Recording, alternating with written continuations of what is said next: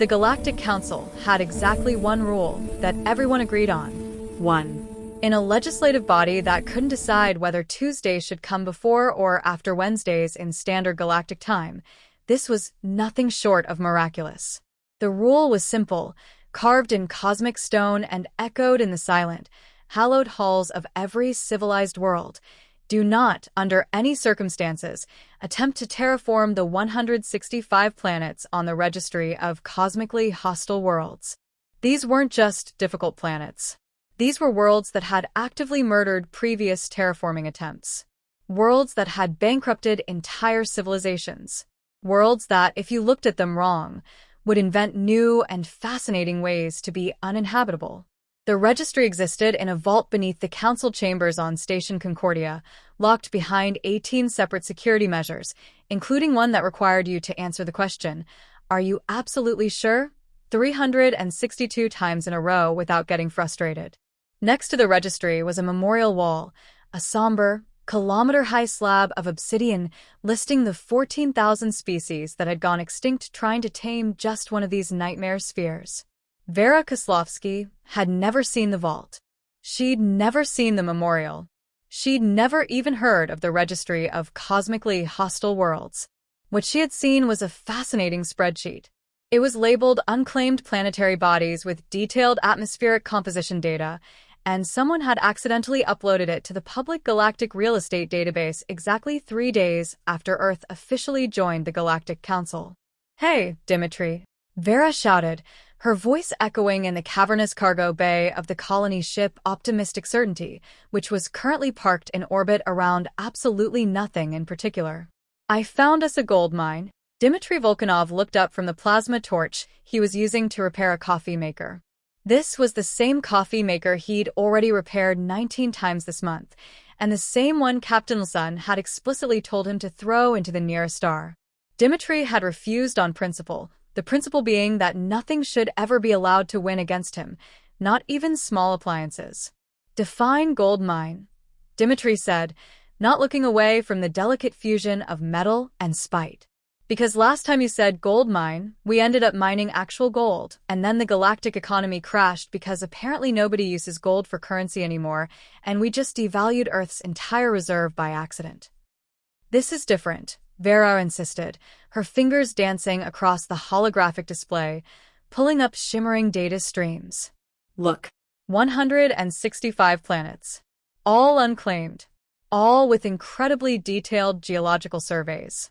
Atmospheric composition, tectonic activity, magnetic field strength, gravitational variance.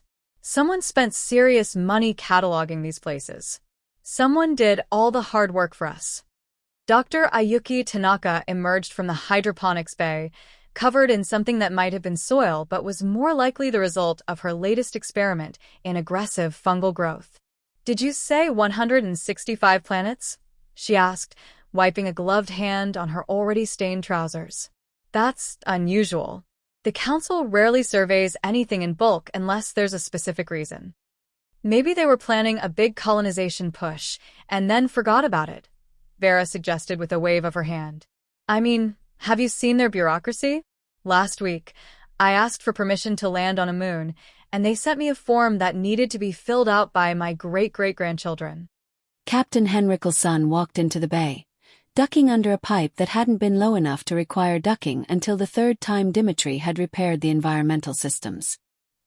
He was drinking something that claimed to be coffee but smelled like motor oil and regret. "What are we yelling about? Vera found 165 unclaimed planets with full surveys," Yuki reported, her tone laced with a scientist's innate suspicion. "I'm suspicious," Yuki added. "I'm optimistic," Vera countered. "Look at this one. Planet KX 447. Nitrogen-based atmosphere, abundant water, tectonic activity suggesting a mineral-rich crust. Sure, the atmospheric pressure is 340 times Earth standard, and it rains sulfuric acid, but those are just details." Dmitry finally looked up, his soot-smudged face creased with a frown. "Did you say 340 times Earth standard? And sulfuric acid rain?" "Details," Vera repeated, her eyes gleaming with a light that Henrik had learned meant either brilliant success or catastrophic failure, with no middle ground. "We've dealt with worse. Remember that time we accidentally landed in the middle of that methane hurricane on New Siberia? We lost 6 crew members in that hurricane, Vera. But we adapted," she shot back, her voice dropping, becoming more intense, more personal. "That's what humans do. We adapt. We overcome. We make terrible decisions and then figure out solutions later." Henrik took a long, slow drink of his terrible coffee, the liquid burning a path of pure resignation down his throat. "Pull up the full list." The hologram expanded, bathing the cargo bay in a constellation of red. 165 entries, most of their data points colored a warning, shrieking crimson. The kind of red that suggested immediate and violent death. "Why are so many values red?"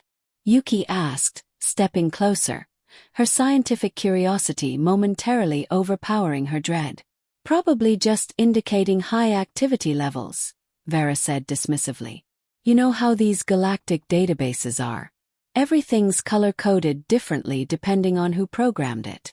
Dimitri zoomed in on one planet, his finger tapping a small, text-only note attached to the file. "This one has a note. What's it say?" He cleared his throat. "It says, oh, no." "What?" He scrolled. "Then it says, the Vornathi Collective spent 230 years and 3 trillion currency units attempting terraformation. Results: complete extinction of Vornathi Collective.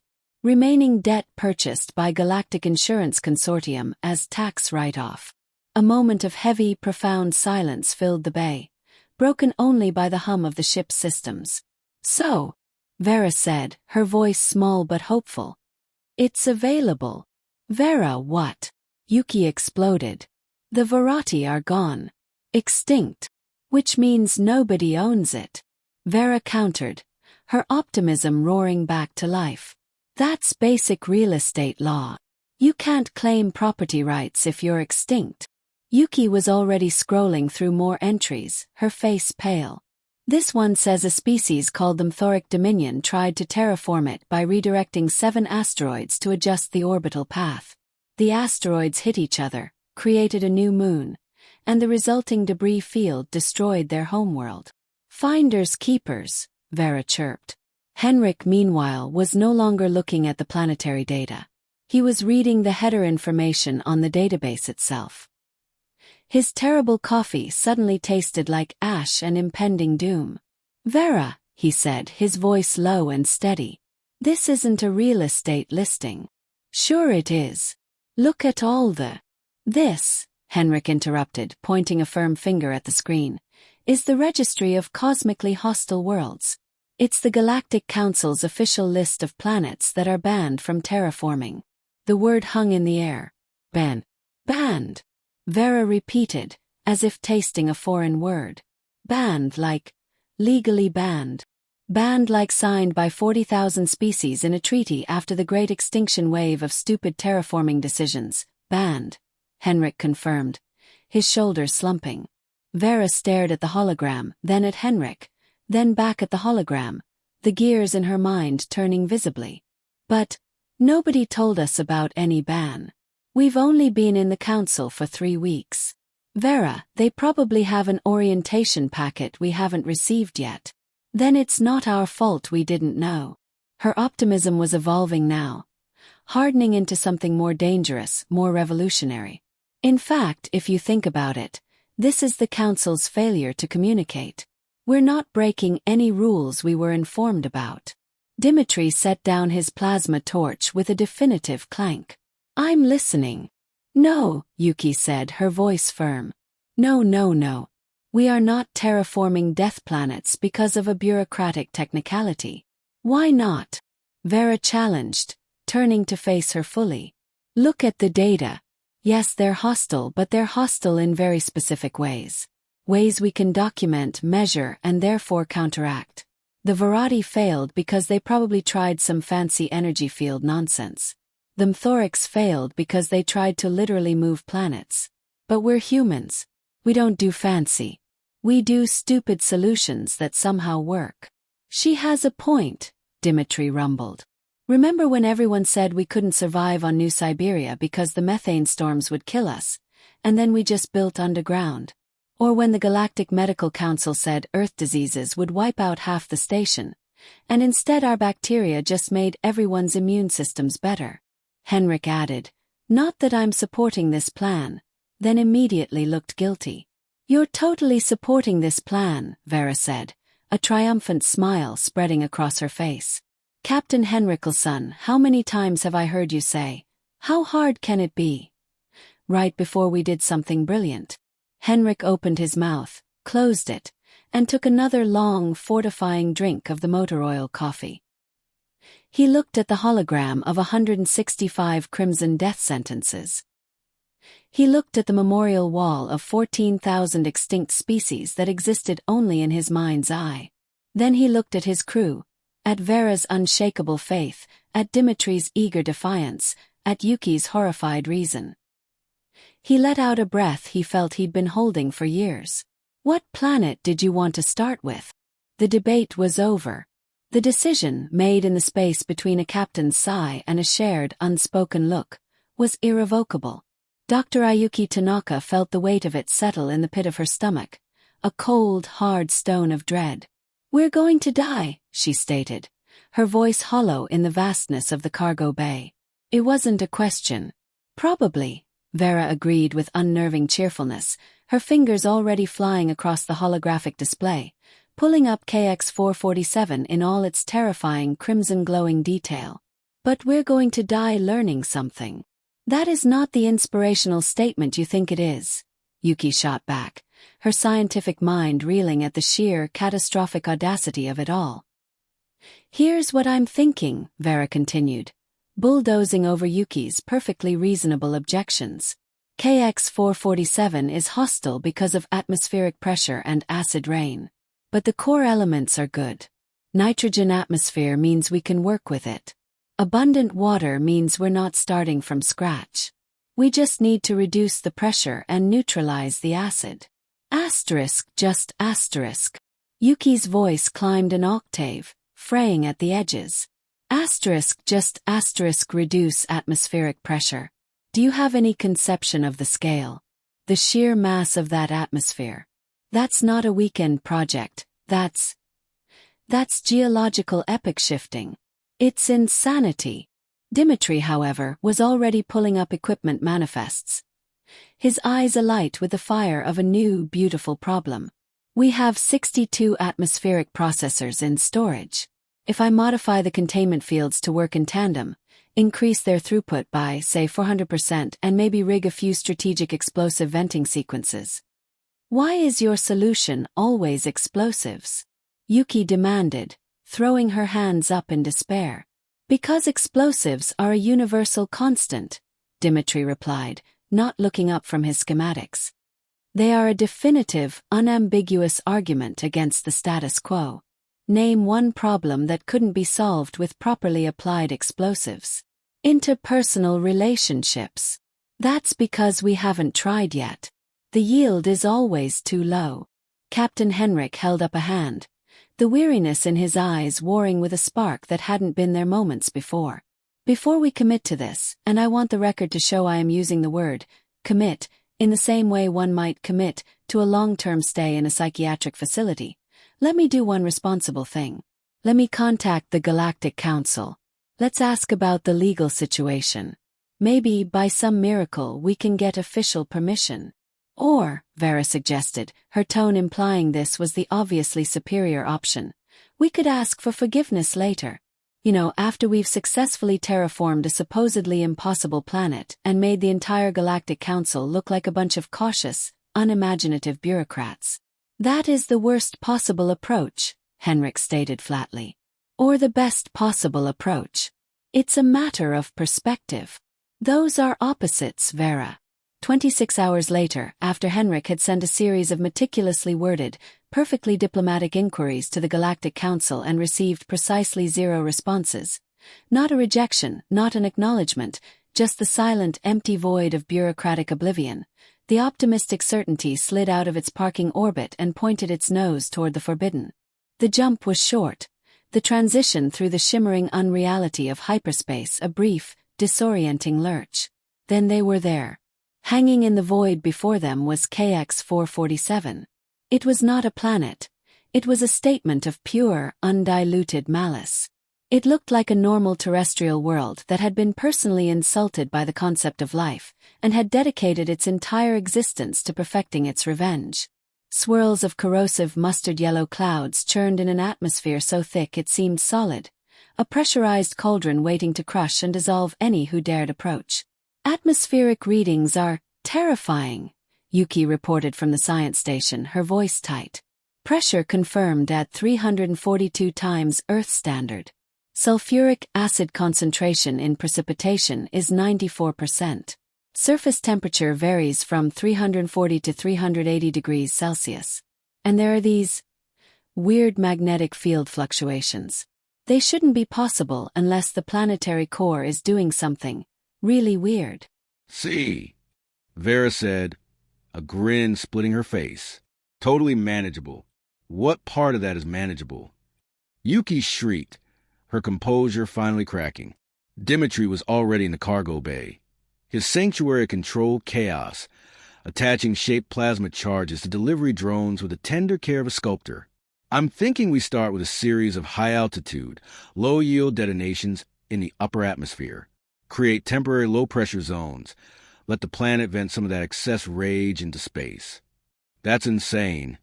Yuki's voice was a thin wire of panic over the intercom. Is it more insane than the planet existing in this state naturally? Dimitri countered, his voice calm, almost meditative. That is not comparison that makes me feel better. Henrik was on the bridge, reviewing the plan on his tablet. It was less a plan and more a series of escalating dares directed at a celestial body. Okay, he said, the word heavy with the weight of his capitulation. Let's say we do this. Let's say we somehow, against all known physics, reduce the atmospheric pressure. What about the acid rain? Already solved. Vera pulled up a biological schematic. Earth bacteria. Specifically, Aciditobacillus ferrooxidans and its nastier cousins. Chemolithoautotrophic little marvels that eat sulfur compounds for breakfast. We seed the upper atmosphere with them.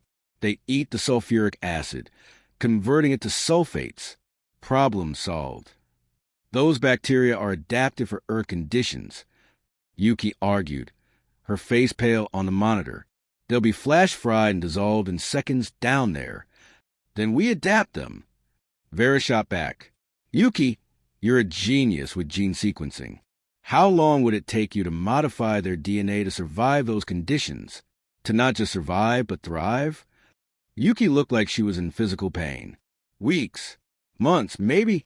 You're talking about rewriting fundamental biological processes. It's not a simple tweak. So, what if we just threw a lot of different bacteria at the problem and saw what stuck? A broad-spectrum biological assault. That's not science. That's just hoping for the best. Hoping for the best is science. Vera's declaration rang through the bridge. That's how penicillin was discovered. That's how we got cheese. That's basically how all of human progress works. We try stupid things until the universe, out of sheer exhaustion, gives us an answer. We're going to get so sued, Henrik muttered, pinching the bridge of his nose. Sued means we survived long enough for legal proceedings. Dimitri's cheerful voice crackled from the cargo bay. I consider that a win. The first explosive venting sequence went better than expected, which is to say the optimistic certainty didn't explode, and Dimitri only sustained minor, first-degree burns.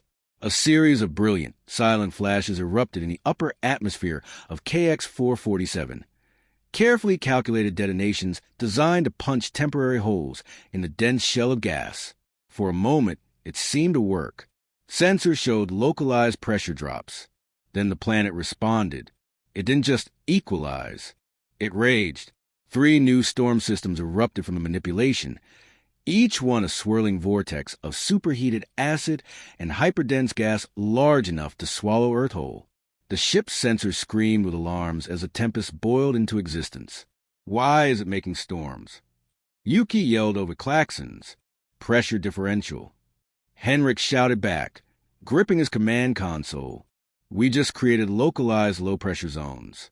The planet is trying to equalize with the violence of a star going nova. That's not in any of the terraforming manuals. The manuals probably assume you're not bombing the atmosphere. Then why are we bombing the atmosphere? Because Dimitri said it would work. From the cargo bay, Dimitri's voice came over the intercom, utterly unfazed. It is working. Look at those pressure readings. We're down to 340 times Earth standard. That's a whole 2 units lower. At this rate, it'll take 3,000 years to make a dent. Yuki cried, "Not with my new plan." Dimitri announced, "What new plan?" "I'm going to use bigger explosives." "That's not a plan. That's an escalation." But it turned out that bigger explosives were, in fact, enough of a plan to reduce KX-447's atmospheric pressure by another 8 units over the next 3 days. The planet was now only 334 times Earth's standard pressure, which was still enough to crush a battle tank into a shimmering metallic paste. But it was progress. It was a crack in the door of impossibility. And in that crack, something else was taking root. Yuki, having surrendered her scientific principles to sheer, overwhelming force of Vera's optimism, had taken the absolutely insane suggestion and was now, quite literally, throwing every bacterial sample she had at the planet. Not metaphorically, actually throwing them. She loaded drone pod with samples from Earth's most extreme environments: deep-sea thermal vents, radioactive waste sites, acid pools, the toxic runoff from that one restaurant in Texas, and fired them like biological artillery into the churning, hostile skies of KX-447. "This is the opposite of a careful scientific method," she announced to the empty lab, her hands moving with a frantic, desperate energy as she loaded another pod. "But is it working?" Vera's voice asked over the comm. "I won't know for weeks." Yuki snapped. "That's how biology works. You can't just speedrun evolution." "Bet," was Vera's simple, infuriating reply. By day 5, 3 things had happened. First, Dimitri had used so many explosives that he'd actually, measurably, started affecting the planet's rotation slightly. Not enough to matter on a cosmic scale, but enough that he was insufferably proud of himself. Second, the atmospheric pressure had dropped to 312 times Earth standard, a number that was still ludicrously lethal, but was now a number they could move. Third, and most surprisingly, Yuki's random bacterial bombardment had yielded a result. She was staring at her scanner readings, her face a mask of disbelief.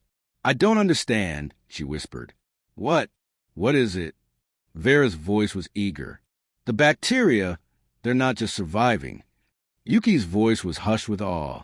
"They're thriving. I'm detecting massive colonial blooms across the entire upper atmosphere. They're consuming sulfur compounds at an impossible rate. It's working. Maybe Earth bacteria are just better than alien bacteria," Henrik suggested from the... Everyone stopped. The hum of the ship seemed to grow quieter. "Australia," Vera said softly. "Hurricanes," Henrik added. "That fungus that eats radiation at Chernobyl," Yuki whispered, the pieces clicking into a terrifying, glorious picture. "Yellowstone supervolcano," Dimitri listed. "Deep ocean thermal vents." "Detroit," Vera finished. They stood in a silent, shared communion, contemplating profound, universe-altering truth. Earth wasn't a standard-issue world. It was a galaxy's training ground for nightmare difficulty, and everything that evolved there, from the smallest microbe to the most stubborn engineer, was consequently, absurdly, gloriously overpowered. Vera finally said, breaking the silence. "Maybe we should lead with that when we talk to the Council." "Let's terraform planet first," Henrik decided, a real, genuine smile finally touching his lips. "Then we'll worry about explaining the terrifying nature of Earth's biology to the rest of the galaxy." The revelation hung in the air, thick and potent as the atmosphere of the world below. Earth was not a planet. It was a crucible, and everything born from it was a survivor, hardened in a forge of endless calamity. This truth settled over the crew with the optimistic certainty not as a shock, but as a quiet, profound vindication. They weren't just lucky. They were, by their very nature, equipped for this. By day 12, KX-447 was a different world. Not a friendly one, but a manageable one. The atmospheric pressure had plummeted to a mere 180 times Earth standard, a number that would still pancake an unshielded human in milliseconds, but represented a staggering victory. The sulfuric acid rain had decreased to a 23% concentration, the rest greedily consumed by the ravenous, multiplying earthborne bacteria that now painted the upper atmosphere in vast, swirling blooms of defiant life. It was still a nightmare, but it was a nightmare they were taming. Then Dmitri found the heartbeat. "Hey!" he called from the sensor station, his voice cutting through the hum of the ship. "Remember those magnetic field fluctuations? The ones that shouldn't be possible?" Yuki, who had been monitoring her thriving bacterial colonies, with a mixture of pride and terror, looked up. "The ones suggesting a planetary core violating known physics? Those ones. Those ones. I found the source." Dimitri's fingers danced across the console, pulling up a complex harmonic analysis. The planet's core is resonating, pulsating, like a bell struck at a very specific frequency. Henrik looked up from a report on kudzu growth rates.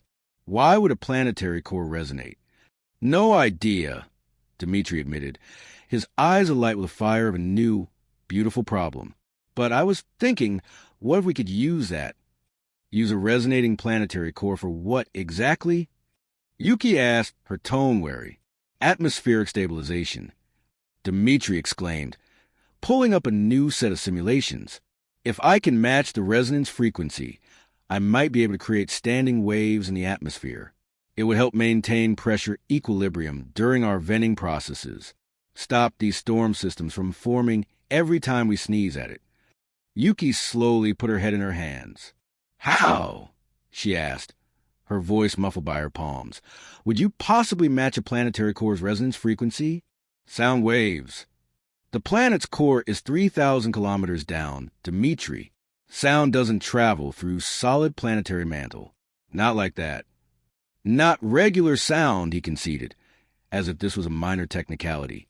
"Specific seismic vibrations. We set up a series of high-yield, precisely calibrated charges around the major tectonic boundaries. We detonate them in a carefully orchestrated sequence." He looked up, his expression one of pure, unadulterated inspiration. "We ring the planet like a bell." "You want to ring the planet like a bell?" "Yes, exactly like a bell." "That's insane." "Is it more insane than bombing the atmosphere?" Vera chimed in, having floated over to watch the exchange with gleeful interest. "They're equally insane." Yuki cried, throwing her hands up. "Then we might as well try," Henrik said, his voice weary but firm. He had long since given up trying to be the voice of reason. He had become, instead, the curator of their particular brand of madness. "What frequency are we trying to match?" Dmitri pulled up his final calculations. "Well, that's the interesting part. The core is resonating at approximately 432 hertz. There was a pause, a profound, ship-humming silence. "That's an A note," Vera said slowly, her brow furrowed. "In standard concert pitch." "Wait," Yuki said, lifting her head, her scientific curiosity overpowering her despair. "Are you telling me this planet's core is resonating at a musical note? Specifically A4? How does what?" Henrik managed. "No idea," Dmitri said with a shrug. "Universe is weird. But if I set up the charges correctly, we can harmonize with it." "You're going to sing with the planet," Vera breathed, her eyes wide with delight. "Technically," Dmitri corrected. "I'm going to use explosives to create seismic vibrations that harmonize with the planet's natural frequency. But sure, we can call it singing." The plan was, by any sane metric, absolutely ridiculous, which meant, by human standards, it was not only worth trying but mandatory. For 3 days, Dmitri became a composer cataclysm, deploying drones to place his precisely calibrated instruments across the tortured landscape of KX-447. Each charge was a note in a symphony of pure force, positioned at key tectonic junctures. The rest of the crew watched with a mixture of dread and fascination, the way one might watch a master artisan preparing to detonate a priceless museum. "Charges are set," Dmitri announced, his hand hovering over the initiation sequence. Orchestra is in position, ready to play our duet. Please don't call it that, Yuki whispered. He pressed a button. There was no sound in the vacuum of space, but on the bridge, they felt it, a deep, subsonic thrum that vibrated through the very deck plates, a sensation more felt than heard. On the view screen, KX-447 did not explode. Instead, a perfectly synchronized series of brilliant, silent flashes erupted along its tectonic lines. For a moment, nothing happened. Then, the planet sang. The magnetic field readings, once a jagged mess of chaotic spikes, smoothed into a clean, powerful sine wave. The churning, angry atmosphere began to settle, the monstrous storm systems dissipating as if soothed by a lullaby. The pressure gradients even out, stabilizing at their newly reduced levels. KX-447 hadn't just been changed. It had been calmed. It stopped being actively hostile and became merely, passively, deadly. It worked, Dmitri said, his voice full of quiet awe. He wasn't dancing. This was beyond celebration. This was reverence. The resonance created standing waves in the metallic core, which stabilized a magnetic field, which reduced atmospheric turbulence. Do you know what this means? That physics is a personal vendetta against us, Yuki suggested, her own voice hollow with shock. That we can apply this technique to other hostile planets. Vera exclaimed, her mind already racing ahead. We just need to find their resonance frequencies. Oh, good, Yuki muttered, sinking into her chair. I was worried we'd only ruin one planet with this particular brand of nonsense. By day 30, KX-447 was almost miraculously habitable. The atmospheric pressure was down to an almost survivable 40 times Earth standard. The acid rain was a memory, fully neutralized by the bacterial empires that now ruled the skies. The temperature had dropped to a balmy 180 degrees Celsius. The magnetic field was a placid, steady shield. There was just one minor detail left. We need plants, Vera announced, as if declaring they needed air. Lots of plants. Oxygen-producing, extremely hardy plants. Yuki pulled up a botanical database, the list of candidates feeling woefully inadequate. Most plants can't survive these conditions, Vera. Not even now. Most asterisk plants, Vera echoed, emphasizing the word.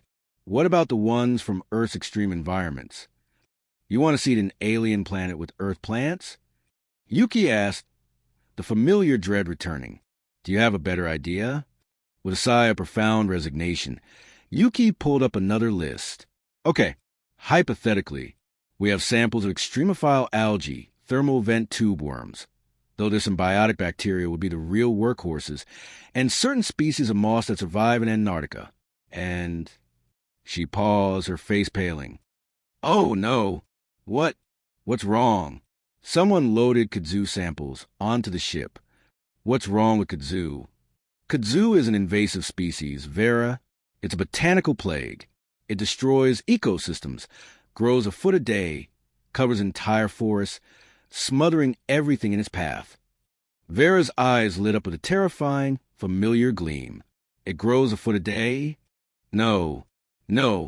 I see what you're thinking, and no.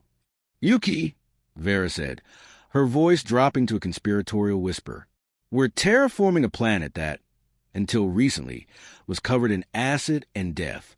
We need something aggressively invasive, something that sees this hostile environment and considers it a mild challenge. This is how we create an ecological disaster. The planet was an ecological disaster.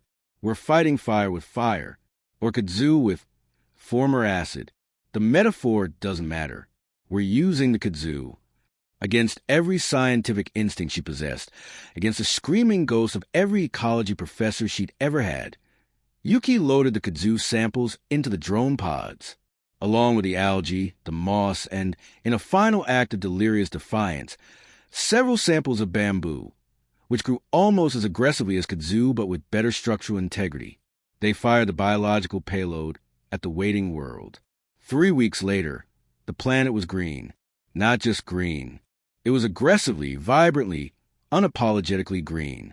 The kudzu had taken to the environment as if it had been waiting its entire life for such a glorious, open frontier.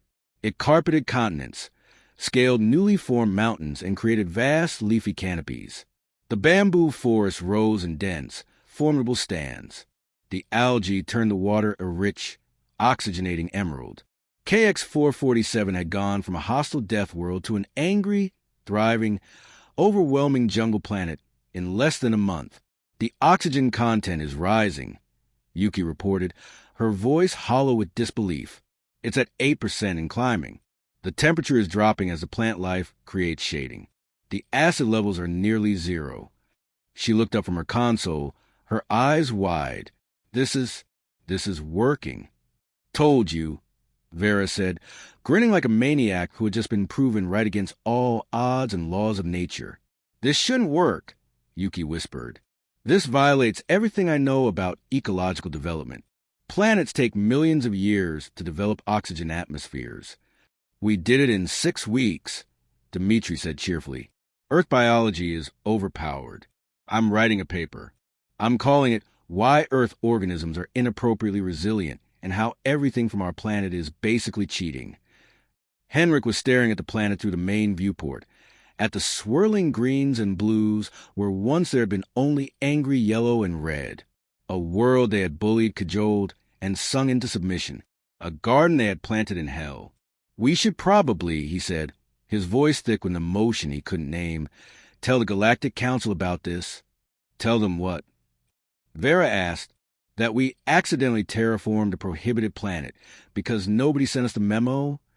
That's exactly what we should tell them.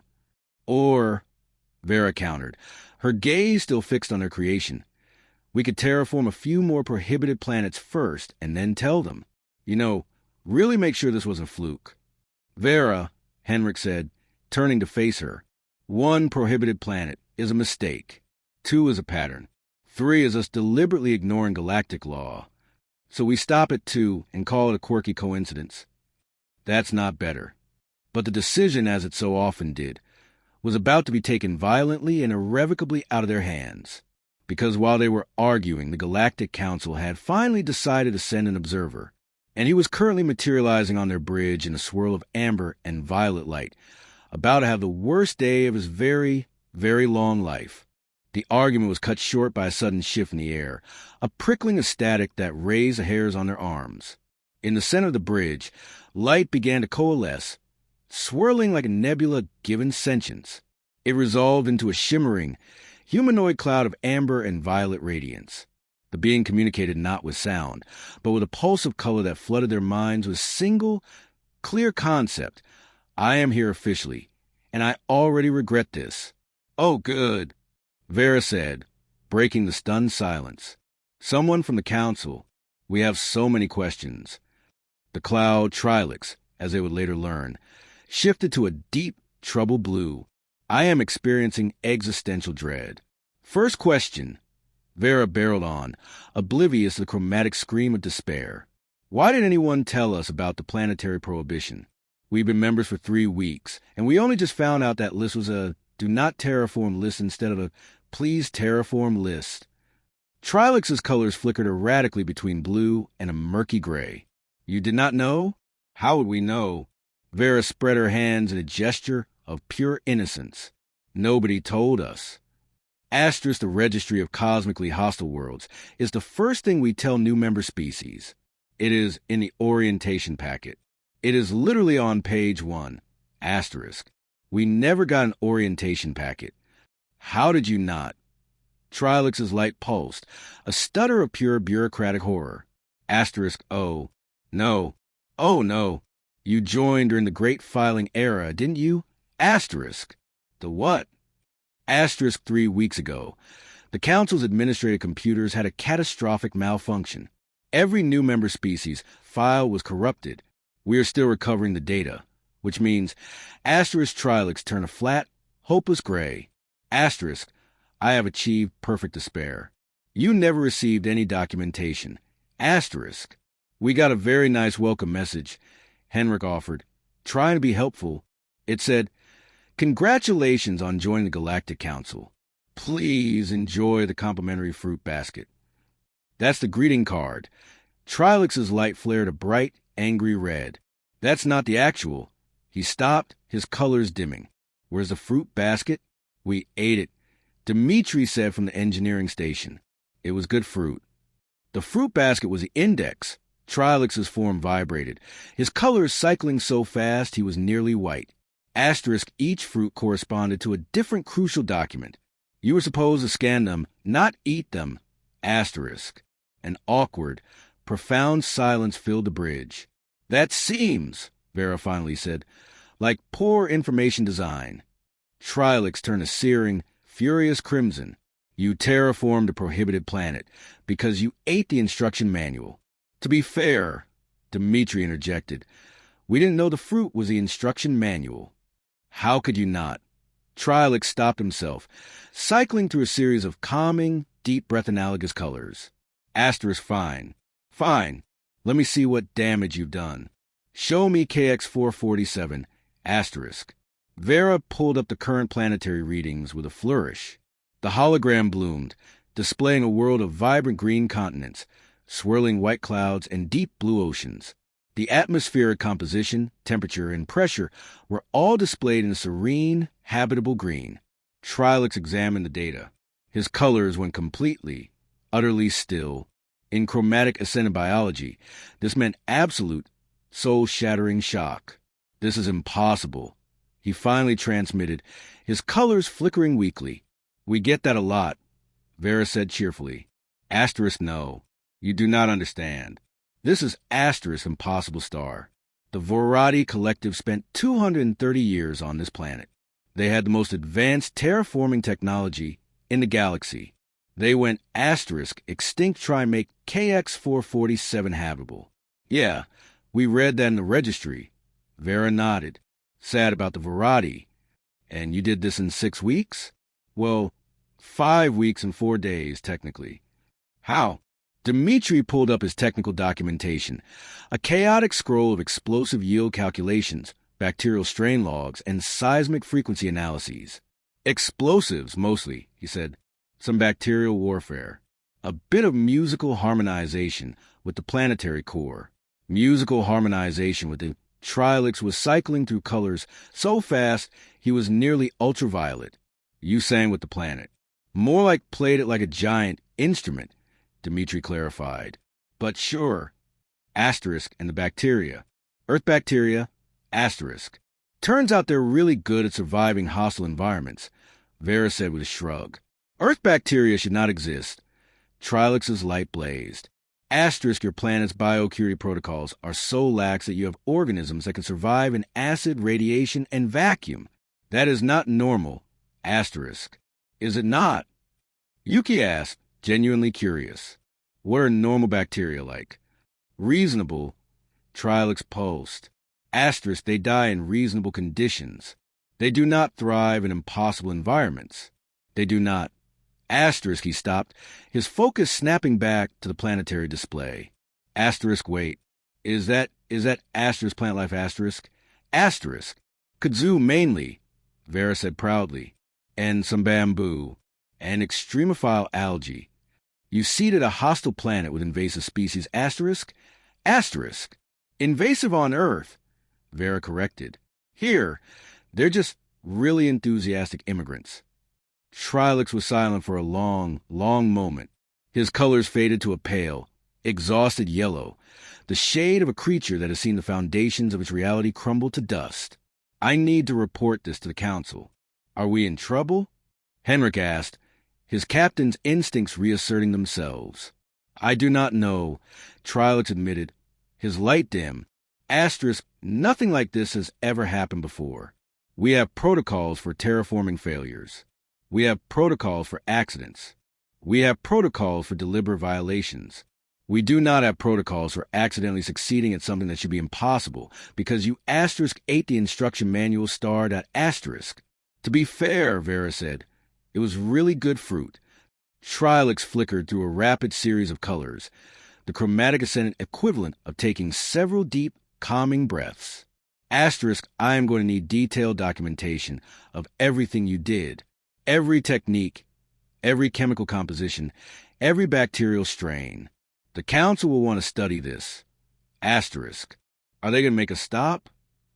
Dimitri asked, sounding genuinely disappointed. Stop. Trilix paused, his light intensifying. Asterisk wait. How many prohibited planets were you planning to terraform? Asterisk. Vera and Henrik exchanged a quick, guilty glance. Just the one, Vera tried. Asterisk, you're lying. I can see it in your body language. Humans are terrible at lying. Asterisk. Okay, Vera said, her voice small. Maybe we were thinking about trying another one. How many? All of them. Vera's voice was barely a whisper. Trilix turned completely transparent, a state that meant he'd achieved enlightenment through perfect, unadulterated horror. All 165. I mean, not all at once, Dmitri added helpfully. We were going to pace ourselves. That does not make it better. Henrik stepped forward, using his most authoritative captain voice. Observer Trilix, with respect, these planets are abandoned. They're not being used. We've demonstrated that we can terraform them. Wouldn't it benefit the galaxy to turn useless death worlds into habitable garden worlds? That is not the point. Trilix's light flared. Asterisk, the point is that these planets were deemed impossible for good reason. Species have gone extinct trying. Civilizations have fallen. We banned them to prevent more disasters. Asterisk. But we didn't have a disaster, Vera pointed out, her confidence returning. We had a success. Accidentally. Is it really an accident if we did it on purpose, but didn't know we weren't supposed to? Trilix flickered through so many colors, he nearly achieved ultraviolet. Asterisk, I need to think. I need to report. I need to. Asterisk, he paused, shifting to a thoughtful deep purple. Asterisk, actually, I need to see the planet. Surface level. Can you transport me down? Asterisk. The atmosphere isn't breathable yet, Yuki warned. Oxygen levels are only at 11%. Asterisk, I do not breathe. I am a cloud of sentient light. Asterisk. Right. Yes, that makes sense. They sent Trilix down in a hardened survey drone. 6 hours. He drifted over the surface of KX-447, a shimmering mote of light moving to the aggressive, verdant landscape. He examined the towering kudzu forest, the vast bamboo stands, the algae-rich lakes. He felt the stabilized atmosphere, the gradually cooling crust, the thrum of a world that was no longer trying to die. When he returned to the ship, his colors were subdued, contemplative. This is a garden world, he said quietly, the concept carrying a weight of reverence. Asterisk, it is not perfect. It needs decades more development, but it is a garden world. You turn hell into a garden. Asterisk. So, Vera asked hopefully. We did good. You did the impossible. Trilix transmitted, his colors a complex swirl of awe and resignation, which is either the same thing or the opposite thing, depending on perspective. He shifted to a resigned blue-gray. Asterisk, I am going to file my report. I do not know what the council will say, but I suspect, asterisk, he paused, his light flickering. I suspect you are going to make a lot of species very angry, and a lot of other species very, very interested. He departed in a final, confused swirl of color, leaving behind a bridge full of humans who had just been judged and found not guilty, but something far more dangerous, necessary. The silence Trilix left behind was heavier than KX-447's former atmosphere. It was the quiet of a verdict delayed, of cosmic scales waiting to tip. For 3 days, they orbited the garden they had forged from Fury, the vibrant greens and blues below a stark, beautiful contrast of the tension coiled within the ship. They were gardeners who had trespassed in God's private cemetery, and they waited for the groundskeeper's judgment. It arrived not with a herald, but as a data packet so massive it made the optimistic certain S main computer stutter. 900 pages of compressed galactic legalese, scientific analysis, and philosophical panic. The summary, displayed in stark, simple text at the beginning, was a single, perfect word. What? The rest of the document was a symphony of bureaucratic and academic meltdown. Geological surveys meticulously compared the Vornathi's elegant, century-spanning failures with humanity's chaotic, 6-week blitzkrieg. Biological analyses of Earth's bacteria concluded with phrases like probable violation of thermodynamics and asterisk, this organismal class should not exist outside of theoretical models. Astra's philosophical treatises debated the nature of impossibility itself, questioning if a new definition was required post-humanity, and, at the very end, a separate Priority 1 message. Its origin code was tagged to the office of Council Director Zafranthos himself, a being whose species, they quickly learned, had spent 3 centuries and the entirety of their galactic prestige trying to terraform a single prohibited world. They had failed. The experience had broken their civilization, shaping their culture around the trauma of that loss. His message was simple, devoid of the data stream's hysterics, and all the more terrifying for it. Asterisk, come to Station Concordia. We need to talk. Asterisk. That sounds ominous, Henrik said, his voice flat. Or opportunistic, Vera countered, though even her boundless optimism was tempered by the sheer weight of the response. That's not reassuring. But Vera was already plotting the course. Dmitri was cataloging which diplomatic explosives to bring, and Yuki was preparing samples of her most successful, most scientifically offensive bacterial strains. Henrik merely tried to formulate an explanation that didn't sound utterly deranged. The optimistic certainty jumped to hyperspace, leaving behind KX-447, which was already being quietly colonized by opportunistic species who had decided that any world tamed by humans was probably safe enough for a speculative real estate investment. They had no idea what was coming. Station Concordia was the political heart of the galaxy, a structure built over 10 millennia by thousands of species. The result was an architectural seizure, a beautiful, horrifying collision of styles that looked like a universe had been sick, and this was the result. They docked at Bay 442B, the controversial arrivals bay, sandwiched between a ship full of patent lawyers and a vessel carrying a species that had recently declared war on the concept of the number 7. I feel like we're in good company, Vera observed, watching the anti-mathematicians argue with a docking computer. A greeting committee awaited, not a welcoming one. The distinction was a platoon of heavily armored security personnel flanking a tall, crystalline being. He stood 7 feet tall, with 4 arms and skin that refracted light into aching rainbows. His expression on a completely alien face somehow managed to convey both profound exhaustion and insatiable curiosity. This was Zafranthos. Captain Ulsan, he said, his voice a gentle chiming of crystals. Thank you for coming. Do we have a choice? Henrik asked, his own voice carefully neutral. Technically, no. We were prepared to send 17 warships to retrieve you if necessary. I am glad it did not come to that.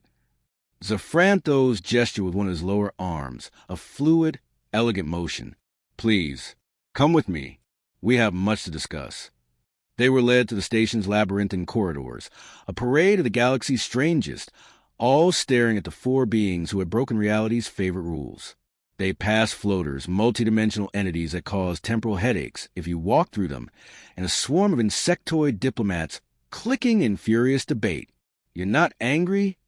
Vera ventured as they walked. Angry? Zafranthos made a sound like wind chimes in a storm. Miss Kozlovsky, my species spent 3 centuries trying to terraform planet KX-929. We threw our finest technology, our greatest resources, our most brilliant minds at it. We failed.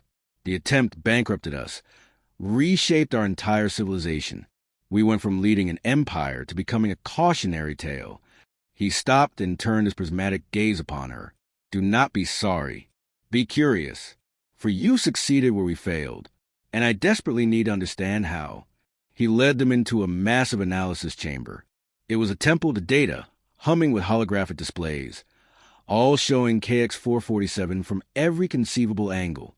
Dozens of scientists from a myriad of species were arguing, gesticulating, and occasionally throwing data slates. We have been studying your techniques for the last 72 hours, Zafranthos explained. Every sensor reading, every atmospheric sample, every chemical analysis. Do you know what we have concluded?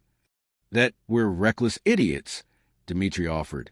That you are brilliant idiots, Zafranthos corrected, a faint shimmer of amusement crossing his crystalline form. There is a difference. He pulled up a comparison display. On one side was KX-929, the world that had broken his people. Its data was a nightmare of red, atmospheric pressure 390 times standard, 97% sulfuric acid concentration. catastrophic core instability. That's almost identical to KX-447, Yuki said, her scientists' eye immediately catching the parallels. Asterisk exactly asterisk identical, Zafrantos confirmed, his voice gaining a sharp, resonant edge. Same planetary class, same formation type, same hostile characteristics. He pulled up the human techniques next to the Vornathis. We tried controlled energy field manipulation. We built massive atmospheric processors. We synthesized perfect, custom-designed organisms. We did everything by the book. Every book. His voice rose, the chimes becoming dissonant. You used explosives. You threw random bacteria at the planet and hoped something would stick. You rang the planet like a musical instrument. You did everything wrong, according to every established principle of terraforming science. The chamber fell silent. Every alien eye fixed on them. So why did it work? Henrik asked, the question hanging in the air. That, Zafrantos said, his voice dropping to a whisper, is what we're trying to figure out. Every analyst says it should not work. But it did. Planet KX-447 is a garden world. It is growing. In another 50 years, it will be fully, perfectly habitable. A gaseous being contained in a floating sphere drifted over. Council Director, the comparative analysis is complete. The human approach succeeds because it is aggressive. Traditional terraforming tries to gently nudge a planet toward habitability. The human approach forces a planet to comply through overwhelming biological and chemical assault. That's not our official terminology, Vera protested weakly. It is accurate, though, Dmitri said. We basically hit the planet until it became nice. The scientist bobbed. Your Earth bacteria do not try to adapt to hostile conditions. They're already adapted because Earth is hostile. Your planet has every possible deadly environment in one location. Your organisms evolved to handle all of it. So Earth is like training mode for hostile planets. Vera asked. Earth is nightmare mode, the scientist corrected. But that means everything from Earth is prepared for conditions that would annihilate organisms from reasonable planets. It pulled up a biological comparison. This extremophile algae survives pH levels that would dissolve our equivalent. It is not better designed. It simply does not care about things that should kill it. Spite-based biology. Dmitri nodded. I like it. Zafrantos was examining the data with an intensity that seemed to draw the light from the room. If this is true, if Earth organisms are genuinely this resilient, then the 165 prohibited planets are not actually impossible. They are not impossible for humans, the scientist clarified. They are still impossible for everyone else, unless humans share their techniques. Every being in the chamber turned to look at the human crew. You want us, Vera asked, her heart hammering against her ribs, to terraform more prohibited planets? I want you to terraform all of them, Zafrantos said, his crystalline form blazing with reflected light, but under Council supervision, with proper documentation, with scientific oversight. No more accidents. That sounds boring, Dmitri muttered. We will still let you use explosives. I'm listening. Zafrantos pulled up a star map, the galaxy sprawling before them. 165 crimson markers glowed like fresh wounds. These worlds represent trillions in lost resources, extinct species, lost civilizations. They are scars on galactic history. He paused, and his voice became something more than sound. It became a vibration of pure, unadulterated hope. But if you can turn them into garden worlds, we could add 165 habitable planets to the galaxy. Do you understand how significant that is? That's a lot of real estate, Henrik said. That is enough to end housing crises on 40,000 worlds. Zafrantos' voice rang through the chamber. That is colonization opportunities for species that have waited millennia. That is hope for a galaxy that had written these worlds off as eternal failures. Vera looked at her crew. Dimitri's eyes were already calculating explosive yields. Yuki was examining the planetary data, her hunger for discovery overriding her terror. Henrik wore the look of a man about to make a terrible, wonderful decision. What are the terms? Henrik asked, his voice firm. Full council support. unlimited resources, legal protection from any species that tries to sue you, and there will be many. Scientific teams will study your methods. Zafranthos paused. And 10% of all colonization rights on every successfully terraformed world. Vera's eyes went wide. 10%? These planets will be worth fortunes. You will have earned it, Zafranthos said, for making the impossible possible. We'll do it, Henrik said, without a moment's hesitation. Captain, Yuki began. We'll do it, Henrik repeated, his gaze sweeping over his crew. Because apparently we're the only species crazy enough to throw bacteria and explosives at impossible problems until they become possible. Zafranthos' skin flickered with what could only be a smile. Then welcome to the official Council Terraforming Initiative. You are going to make a lot of species very, very uncomfortable. That's basically our species' motto, Dmitri said cheerfully. They stood there, for humans amidst the galactic splendor, having just been handed the keys to the kingdom of hell, with a mandate to build heaven in its place. The gardens were waiting. The optimistic certainty was no longer just a ship. It was a spearhead. In the 3 weeks that followed, it was refitted, upgraded, and transformed in the orbital docks of Station Concordia. Council engineers, working with a mixture of awe and horror, installed cutting-edge sensors, faster atmospheric processors, and a cavernous new cargo bay that Dmitri immediately declared was almost adequate for his needs. The heart of the ship, however, remained the same, a core of human stubbornness sheathed in a new shell of galactic technology. They were no longer a lone crew. They became a flagship. Scientists from 60 different species volunteered, desperate to witness the impossible up close. Most lasted 3 days. The constant, casual discussions of planetary-scale detonations, the cheerful references to biological ordnance, and Dimitri's habit of using terms like acceptable collateral crustal damage proved psychologically damaging to species accustomed to careful, methodical science. Those who remained were either the galaxy's most dedicated researchers or its most fundamentally broken, probably both. Dr. Zelfin, a methane-breathing crystalline entity, joined as their primary geological analyst. He spent his days muttering complex calculations and flinching at Dimitri's ever-increasing explosive yields. Navigator Krill, a being who experienced time slightly out of phase with causality, took over route planning. She claimed she could see which planets they would successfully terraform, a talent that was either invaluable or utterly maddening. They hadn't decided which. And then there was Trilix. The chromatic ascendant had volunteered to remain as the permanent council observer, a testament to either unparalleled dedication or a deep-seated masochistic streak. His colors cycled through constant, worried patterns as he documented their every move. Why are you still here? Vera asked him one day as they plotted a course to GJ-881, a world where the atmospheric chemistry was so volatile it had once caused a survey ship to spontaneously combust from 3 million kilometers away. Trilix's light shifted to a determined, burnished orange. Asterisk, someone needs to document this. 10,000 years from now, beings will want to know how humanity changed the galaxy. And because, asterisk, he flickered uncertainly, because watching you work is the most fascinating horror I have ever witnessed. That's the nicest thing anyone's ever said to us, Dmitri replied, genuinely touched. Planet GJ-881 was a different kind of impossible. Where KX-447 was a brute force problem of pressure and acid, GJ-881 was a masterpiece of chemical malevolence. Its atmosphere was a reactive soup of chlorine, fluorine, and compounds that existed only in theoretical papers, a place where matter seemed to have a personal vendetta against stability.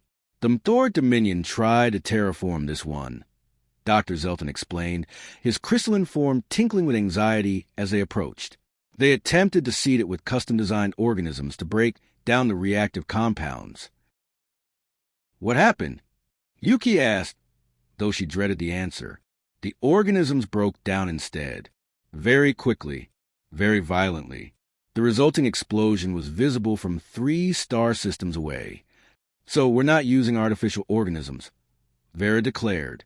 I really don't think. We're using Earth organisms. They began with bombardment, not biological, but actual bombardment. Dimitri's plan was to literally blast the atmosphere until it was less reactive, a strategy that existed in no scientific literature, which he took as proof of his innovative genius. The explosions were silent in the void, but on the sensors, they painted the planet's skies in spectacular, violent flowers of light as complex molecules were shattered into simpler, more stable components. Dr. Zelthan monitored the readings, his form emitting a high-pitched, crystalline shrieking that his translator rendered as scientifically impossible. "This is working," he finally announced, his facets vibrating with disbelief. "The reactive compounds are being converted into more stable forms. But this shouldn't work. Explosive force should just create more reactive compounds, unless the charges are specifically designed to create endothermic reactions." Dimitri grinned, his face illuminated by the light of the ongoing planetary assault. "I'm not just blowing things up randomly. I'm blowing things up strategically. That's still insane."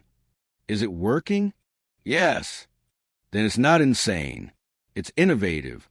After 2 weeks of strategic planet-wide bombing, GJ-881's atmosphere was reactive enough to be merely instantly lethal instead of spontaneously explosive. Now came the biological phase. Yuki had prepared a new arsenal, moving beyond bacteria to include fungi and archaea from Earth's most chemically hostile environments, industrial waste sites, toxic runoff zones, and the infamous, legally dubious Lake Karake. "If anything can survive this," she said, loading the samples with a sense of grim fatalism, "it's organisms that evolved to eat humanity's chemical mistakes." They fired the payload and waited. 3 days later, Trilix was examining the sensor data, his colors shifting with a focus that suggested either a breakthrough or a complete psychological breakdown. "It's working," he transmitted, his light pulsing with quiet awe. "Asterisk organisms are thriving. They're consuming the reactive compounds. They're producing oxygen as a byproduct. This is..." Asterisk's colors flickered wildly. "Asterisk, this is the 3rd time I have watched you do something impossible. It is not getting less disturbing. Asterisk. Think of it as expanding your understanding of what's possible," Vera suggested brightly. Asterisk, "I like my old understanding. It was comfortable. It made sense. Asterisk." But despite his existential crisis, GJ-881 was transforming. The atmosphere that had once detonated a ship from millions of kilometers away was stabilizing, becoming merely toxic, then hazy, then miraculously almost clear. Within 6 weeks, another impossible world was shedding its deadly skin, developing a thin but breathable atmosphere. News spread across the galaxy faster than their ship could travel. 2 impossible planets. Human techniques being feverishly analyzed and unsuccessfully replicated by thousands of institutions. The Galactic Real Estate Consortium contacted them with an offer so substantial it could have purchased a small moon, exclusive contracts, wealth beyond measure. Henrik turned them down. "Why?" The consortium representative, a being who seemed composed entirely of contractual fine print, demanded. "Because we're doing this to the council," Henrik explained calmly. "Not for profit. But the profit, you could be the richest beings in the galactic arm." "We're already going to be rich," Henrik said, glancing at the star map with its 165 markers. "We're also going to be the species that made 165 impossible planets possible. That's worth more than your contract." The representative dissolved in a huff of furious financial projections. By the time they completed their 5th world, humanity had become a paradox. The most admired and most feared species in the galaxy. Universities offered courses in aggressive terraforming techniques. Dimitri's explosive methodologies were published in 60 scientific journals, half of which included disclaimers that readers should not, under any circumstances, try this at home. Yuki's paper on extremophile applications won 3 major awards and was banned in 12 star systems for being ecologically irresponsible. Vera became the charismatic, terrifying face of the operation, giving interviews where she casually used phrases like, "We just bombed it until it was nice," and "Earth bacteria don't care about your thermodynamic laws." They were no longer just terraformers. They were a force of nature, a biological and explosive plague of hope, and the galaxy would never be the same. The next planet on the list was HX-12, a world where the very ground was a shifting, violent sea of tectonic rage. Its file was a catalog of civilizations that had tried to make it stand still. They had all failed. Dmitri was already proposing they build everything to be mobile, to surf the tectonic waves. It was, by every sane metric, the most ridiculous idea yet, which was how everyone on the bridge knew, with absolute certainty, that it was exactly what they were going to do. The galaxy blurred past the optimistic certainty-esque viewports, a streaked tapestry of light and potential. They were no longer just a crew. They were a phenomenon, a storm front of human ingenuity moving from one impossible world to the next. Planet HX-12 was a tectonic nightmare. Its surface a constantly churning, self-reshaping hellscape where continents were temporary and mountains were fleeting suggestions. Previous civilizations had tried to stabilize it, to force it into geological submission. They had failed, their ruins pulverized and scattered into planetary mantle. Dimitri's solution was not to fight the chaos, but to join it. What if, he proposed, his eyes gleaming with the light of a beautiful, terrible idea, we just built everything to be mobile? Dr. Zelthan's crystalline form emitted a sound like shattering glass. Mobile terraforming? That is not a thing. It is now, Dimitri declared. And so, they did not try to calm the quakes. They built floating platforms that rode the tectonic waves like ships on a furious ocean, their foundations designed to flex and adapt. They engineered biological packages, seeds, spores, and bacterial colonies, encased in self-righting pods that could survive being periodically submerged in molten rock. They created infrastructure that could assemble, disassemble, and reassemble itself automatically as the ground heaved and fractured beneath it. It was an ecosystem designed for perpetual, violent motion. Trilix watched the process, his colors shifting through a spectrum of disbelief. You have created a nomadic planetary ecosystem. He finally transmitted, the concept laden with awe. That's actually brilliant.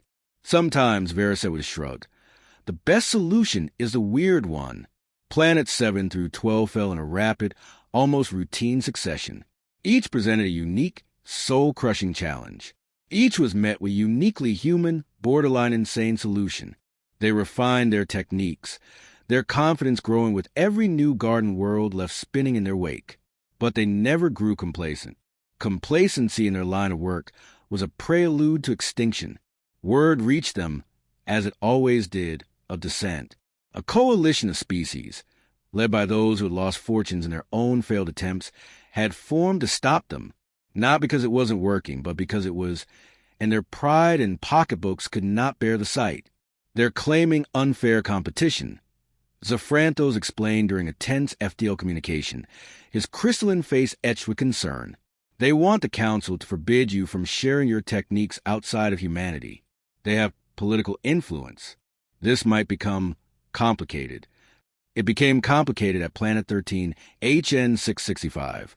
It was a world bathed in electromagnetic fury, where the radiation was so intense it could fry shielded electronics and cook organic matter from orbit.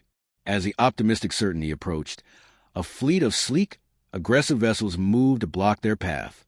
The coalition against human terraforming monopoly. You cannot proceed, their leader announced, a bulbous being whose form seemed to vibrate with self-importance.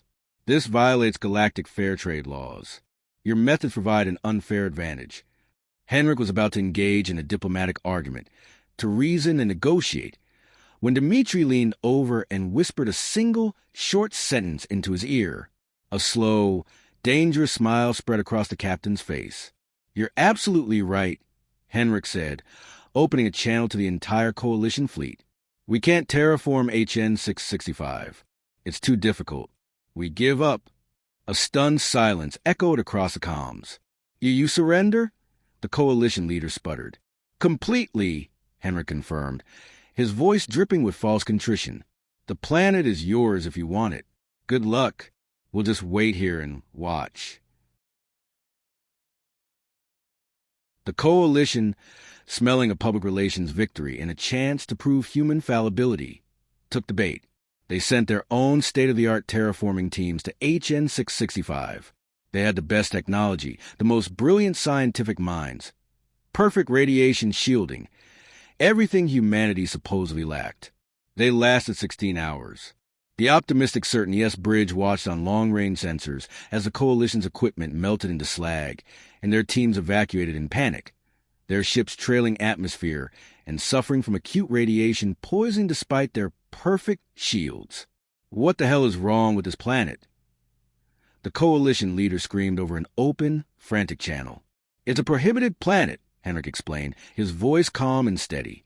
That's why it was on the registry. That's why we needed special techniques to approach it.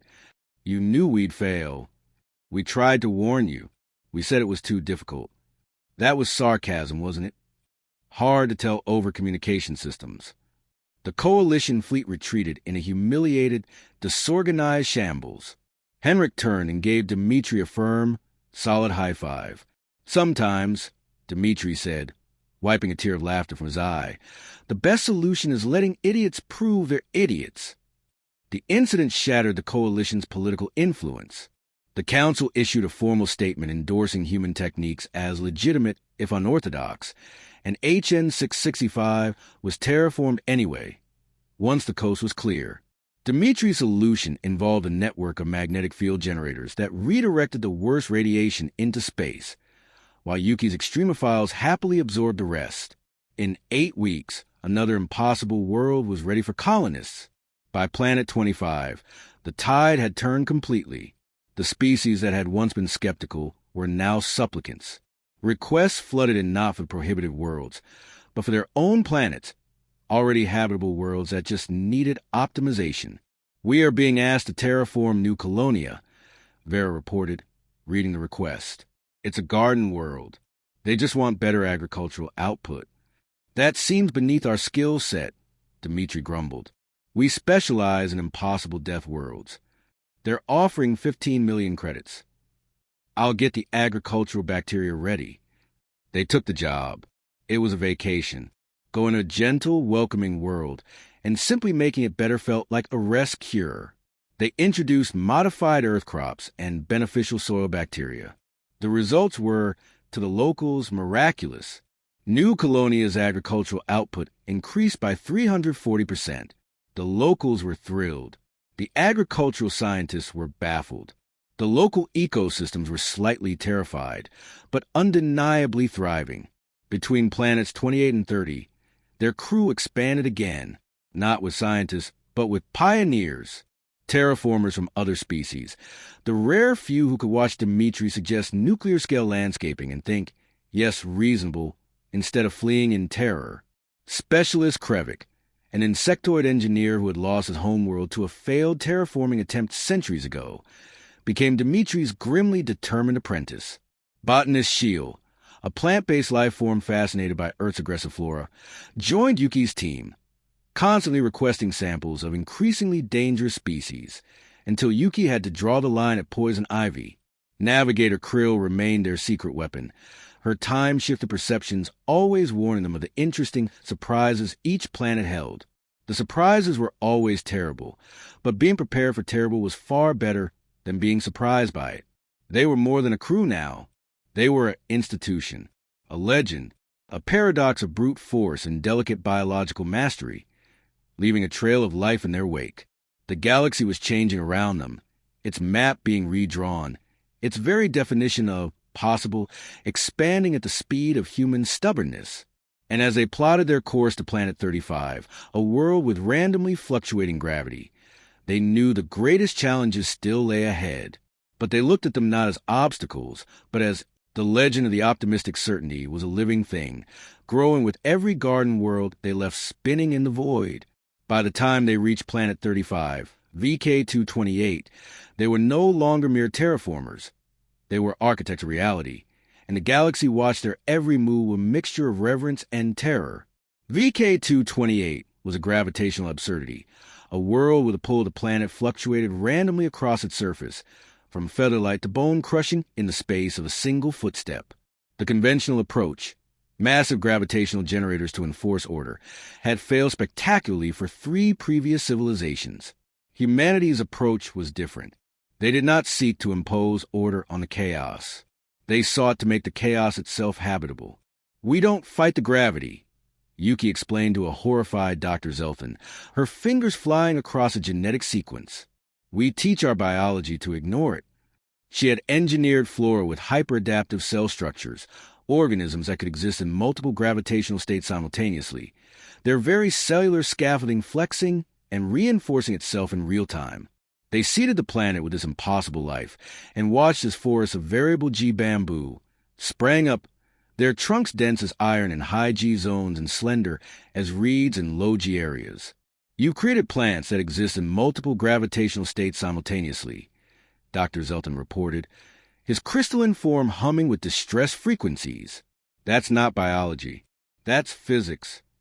Physics is just biology for non-living things, Yuki replied, which caused the poor geologist to spend the next 3 hours in his quarters contemplating the fundamental nature of existence. The galaxy was transforming around them. Real estate values on their completed worlds were soaring. New colonies were blossoming. And the Galactic Council reported that the housing crisis had been reduced by 18% from the first 35 planets alone. They were not just changing worlds, they were reshaping civilization. And then, at Planet 53, they encountered the first thing that gave even them pause. GUX-9 was beautiful. It was a paradise of green continents and blue oceans, with a breathable, temperate atmosphere. It was also profoundly, utterly empty. The Storian Empire had spent 600 years terraforming it before something went catastrophically wrong. The official record was chillingly brief. Asterisk, evacuation necessary. Do not investigate. Asterisk, that's not ominous at all, Henrik said, reading the file as they approached the serene, perfect world. We're still doing it, right? Vera asked. Obviously, we're still doing it. I'm just noting the ominousness. They scanned the pristine Storian cities from orbit. No damage, no decay. It was as if the entire population had vanished in the middle of their daily lives. Where are the Storans? Yuki asked, her voice hushed. They evacuated but left everything. Trilek said, his colors a worried swirl of yellow and orange. According to this, they just fled. The last entry in their log says, we were wrong about the sleeping things. And then nothing. Sleeping things, Krevik, the insectoid engineer muttered, his antennae lying flat against his head. That is the worst possible thing to find in abandoned records. Survey drones confirmed it. The cities were empty. But Yuki's deep planetary scans found something else. There's movement, she whispered. Underground. Something big. Multiple somethings. Define big, Henrik said, already knowing he would hate the answer. Comparable to your whales. Maybe larger. Distributed across the entire planetary crust in a network pattern. A network pattern? Vera leaned forward. Like neurons in a brain? The planet is alive? Dmitri asked, a grin spreading across his face. The planet is thinking. Yuki corrected, her face pale. Or something living on it is thinking, something that spans the entire world. There were moments from aborting, from adding GUX-9 to the very short list of worlds that had defeated them, when Navigator Krill spoke. Her voice had the strange, multi-layered echo that meant she was peering to the fabric of time. We successfully terraformed this planet, she stated. I can see it. We make an agreement with the sleeping things. What kind of agreement? Henrik asked, his hand frozen over the abort sequence. A strange one, she said, her distant eyes focusing on something none of them could see. But it works. She paused, a faint smile touching her lips. Though several of us are very confused for about 3 weeks. That was enough. It had to be. Establishing communication took 2 weeks of trial, error, and Dimitri's construction of a massive seismic transmitter that allowed them to literally talk to the planet through carefully modulated vibrations. The sleeping things were ancient, their thoughts moving on a geological timescale. They had existed on GUX-9 for millions of years, sleeping peacefully until Storin's noisy terraform. You're telling me, Henrik said slowly, the absurdity of the situation washing over him, that the Storins evacuated because they accidentally woke up a planet-sized sleeping entity. The response came as a deep, resonant thrum that their translators rendered as, asterisk, we were trying to sleep. They were very loud. We asked them to leave, and they just left. They were very scared. We are big. Asterisk. Can we terraform without disturbing you? Vera asked, her voice gentle, as if speaking to a cranky child. There was a long pause. A very, very long pause. If you are quiet, the response finally came. Asterisk, and if you share your stories. Asterisk, stories. Asterisk, we are very bored. We sleep for millions of years and occasionally wake up bored. Entertainment would be acceptable payment. Asterisk, and so began the strangest terraforming project in galactic history. They completed the work the Storans had started, but with the quiet, reverent care of librarians in a sacred hall. And for hours each day, Vera sat at the seismic transmitter, her voice a soft murmur as she told stories to planet. She told about Earth, about humanity's follies and triumphs, about their own crazy adventures terraforming impossible worlds. The sleeping things found it all utterly fascinating.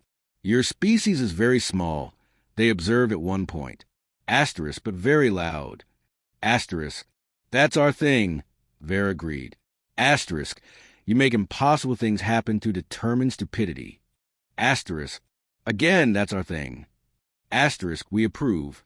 Asterisk, planet GUX-9 was completed with the blessing of its ancient, slumbering consciousness, who asked only to be left alone for the next 50,000 years.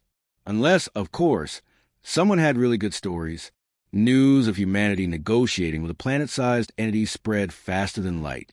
Xenotheologists had heated debates, religions updated their doctrines, and one species declared the sleeping things divine and tried to establish a pilgrimage, only to be told to go away and come back in 50 millennia. We are not just terraformers anymore, Trilix observed. His color is a complex tapestry of wonder and exhaustion. Asterisk, we are diplomats with planets. Asterisk, is that better or worse than bombing atmospheres? Dimitri asked. Asterisk, I genuinely do not know. Asterisk, planets 54 through 80 were, by comparison, blissfully normal. They involved mere explosives, aggressive biology, and creative problem-solving, with no planet-sized entities to appease. The crew was grateful for the monotony. Their reputation was now cemented. If you had an impossible planet, you called humans. They wouldn't do it carefully or elegantly, but they would do it, and it would work. They were icons. Vera received honorary degrees from universities that once would have rejected her application. Dimitri was invited to weapons conventions, flattered until he realized they saw his tools as instruments of war, not creation. Yuki's bacterial strains were studied in labs across the galaxy, with papers published on the extremophile advantage, how death world evolution creates universal survivors. And Henrik? Henrik simply tried to keep his crew from getting too confident, for he knew that in their line of work, confidence was a precursor to a very specific, very final kind of mistake. His fear was validated on Planet 81. DN-334 was a frozen hellscape, a ball of ice where temperatures plunged to 80 degrees below zero, and the atmosphere was a toxic brew of ammonia. Previous attempts had focused on heating it. Humans, in their glorious perversity, decided to work with the cold. Dimitri's plan was to use the frozen ammonia as a chemical feedstock for modified bacteria that would slowly convert it to nitrogen, generating heat as a peaceful byproduct. It was working perfectly until one of his test explosives revealed a terrifying truth. The ice crust was only 30 meters thick in places, and beneath it was not rock, but a planet-wide ocean of liquid ammonia under crushing, unimaginable pressure. They discovered this when the test charge detonated, punching through the ice and triggering a geyser of pressurized, toxic ammonia that shot 3 kilometers into the black sky. That shouldn't be there. Dr. Zelthan shrieked as alarms blared across the bridge. It's fine. Dimitri's voice crackled over the comm, strained but excited. We can work with this. There's a pressurized ammonia ocean under the ice. Yuki yelled, one wrong move will crack the planet open like an egg. Then we won't make a wrong move. They didn't crack the planet open, but it was closer than any of them ever wanted to admit. The solution involved painstakingly mapping the entire planetary ice crust and working only in the most stable zones. DN-334 was successfully terraformed, but the stress left Dimitri with a persistent twitch in his left eye and Henrik ordering a mandatory 2-week leave. They used the time to visit their firstborn, KX-447. The world was unrecognizable. The crushing pressure, the acid rains, all were gone, replaced by lush, thriving ecosystems. The kudzu had been managed into beautiful, sprawling forests. There were cities now, lights glittering near the equator, homes for species that had once thought such a world nothing but a tomb. They walked on the surface, breathing air that had once been poison, standing on ground that had once been hostile to all life. "We did this," Vera said, her voice thick with emotion. "We made a lot of hells into gardens," Henrik corrected, looking out at the sunset, painting the sky in hues of orange and purple. "And we're not done yet." Trilix, a shimmering presence beside them, was a kaleidoscope of profound wonder. "I have written 87,000 pages of reports," he transmitted, his light gentle against the darkening sky. Asterisk, "I have analyzed millions of data points, and I still do not fully understand how you do this." Asterisk, "We just don't know when to quit," Dmitri said, kicking at a tuft of alien grass. "That's the secret. We're too stupid to know something's impossible, so we do it anyway." Asterisk, "That is not intelligence. That is not wisdom. That is—" Asterisk Trilix paused, his colors settling into a warm, steady gold. Asterisk, "That is very human." Asterisk, they returned to the optimistic certainty, the memory of that first garden burning in their hearts like a star. Refreshed, renewed, ready, the remaining planets on the list were waiting, each one a new verse in the epic poem of human impossibility.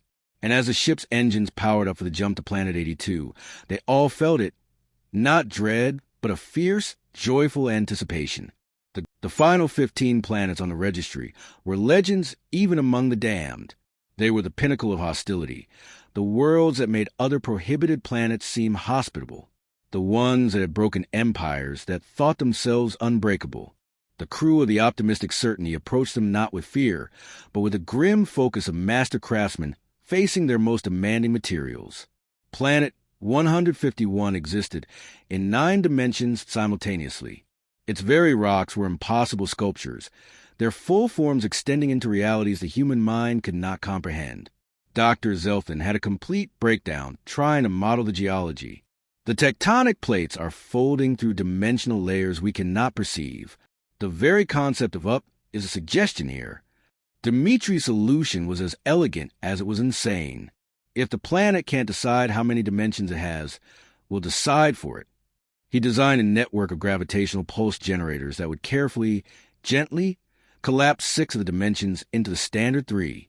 He described it as convincing the planet it was 3-dimensional all along. The mathematics were an affront to reason, but when they activated the network, the planet shuddered and settled, becoming a confused but stable garden world that occasionally flickered into extra dimensions before snapping back to reality. Mostly harmless dimensional instability. Vera assured the Council, "We'll put up warning signs." Planet 156 was where time ran backwards on alternate Thursdays. They couldn't terraform it in any linear sense. Instead, they worked on every other day, and on Thursdays they watched in bewildered fascination as their progress unraveled in reverse sequence. Navigator Krill, who experienced time non-linearly, complained it was giving her a temporal headache. They eventually introduced Earth tardigrades, creatures that had exactly zero opinion about which direction time flowed and would happily exist in either. The planet stabilized, a world where cause and effect took weekends off. Then came Planet 164, designated Hell 9. It was not a world on fire. It was a world that was fire. The core, the mantle, the atmosphere. Everything burned with a pale, hungry flame that defied physics. "This is impossible," Dr. Zelthan whispered, his facets reflecting the inferno below. "The planet is actively combusting. The fire is the oxygen. The oxygen is burning itself. This violates thermodynamics." "So we put out the fire," Dmitri said, as if stating the obvious.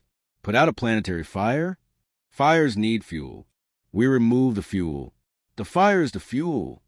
Then we introduce something that eats burning fuel. Nothing eats burning oxygen. Challenge accepted." Yuki spent 2 weeks in a fugue state of genetic engineering. combining the most radical extremophile DNA with creative molecular structures that probably violated several ethical treaties. She emerged with a vial of swirling, iridescent liquid. "These bacteria shouldn't exist," she announced, her eyes bloodshot but blazing with triumph. "They metabolize combustion. They eat burning oxygen and excrete stable nitrogen. They are scientifically absurd." "Perfect," Dmitri said. They bombarded hell. 9 with the fire-eating bacteria. For 3 days, the planet burned hotter, as if in defiance. Then, patches of flame began to sputter and die, the bacteria consuming the fire faster than it could regenerate. Watching a planetary inferno slowly suffocate was surreal.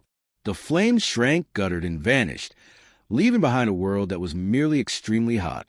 "We put out a planet," Dmitri said in awe. "We actually put out a planet. And then there was only one. 20-001, the first entry on the registry. The origin of the prohibition. It was not hostile in any measurable way. It had a breathable atmosphere, temperate climate, and terrestrial composition. It was, by all accounts, perfect, and it had a 100% lethality rate. Everything that touched it died. Probes crashed. Automated systems shut down.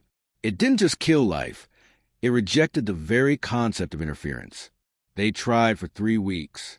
Every organism, every technique, every tool that had worked on the other 164 worlds was tried.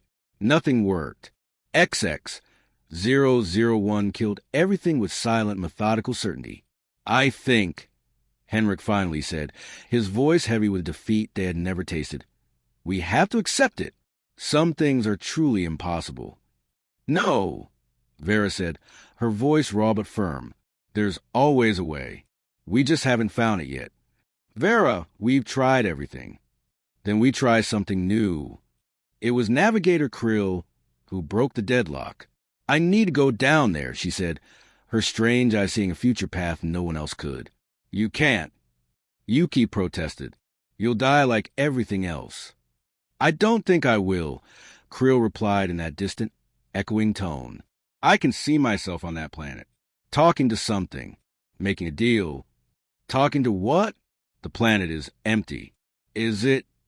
Against all reason, against every screaming instinct, they let her go. They watched, hearts in their throats, as her shuttle descended. It didn't crash. It landed smoothly on the perfect green grass.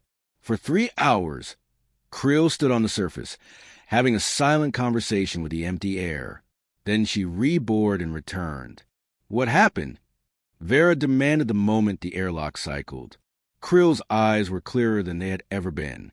XX-001 isn't hostile. It's scared.